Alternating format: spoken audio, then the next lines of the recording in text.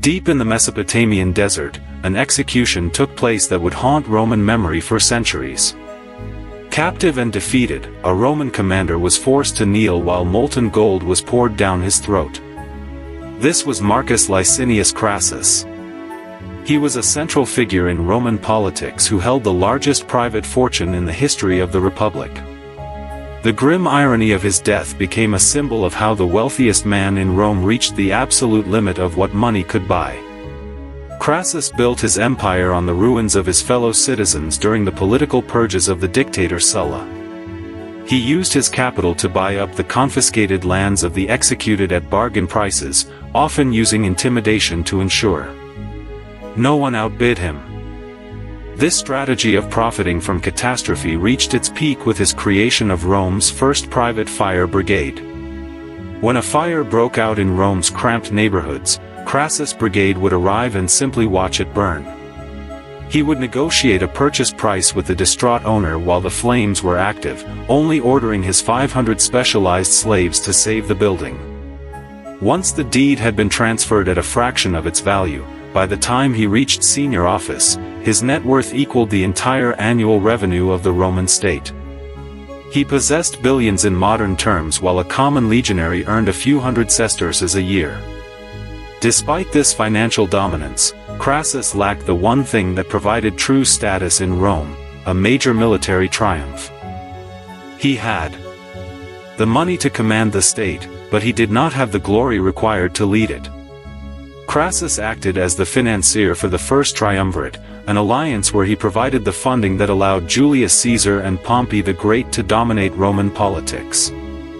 Jealous of his partner's battlefield success, the 62-year-old Crassus sought his own conquest by launching an unprovoked invasion of the Parthian Empire.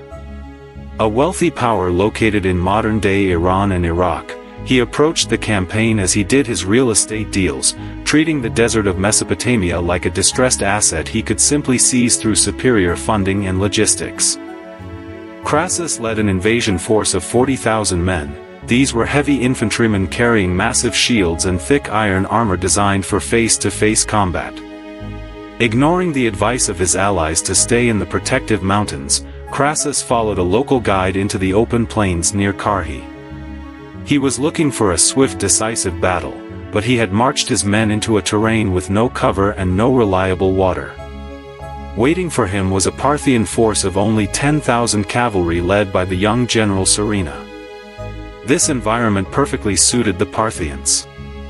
It turned the Roman legionaries, the most formidable close-quarters fighters of the age, into slow static targets for an enemy that refused to stand still. The battle began with a psychological assault. Thousands of hollow drums began a rhythmic deafening roar across the sand, designed to shatter the nerves of the Roman ranks.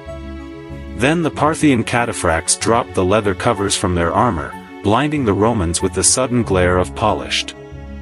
They believed the archers would be forced to retreat or engage in a melee they couldn't win.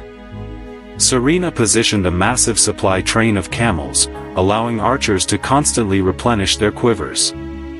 The barrage never stopped. High-tension composite bows hit with such force that arrows pierced Roman shields and hands. The rigid Roman square began to splinter. Crassus sent his son Publius on a desperate countercharge to break the circle.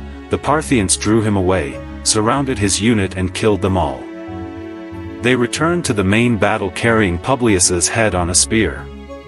The sight of his son's head paralyzed Crassus. He abandoned his command, leaving the army to endure a systematic slaughter that lasted until the sun went down. By the following morning, the Roman army had collapsed into a mutinous.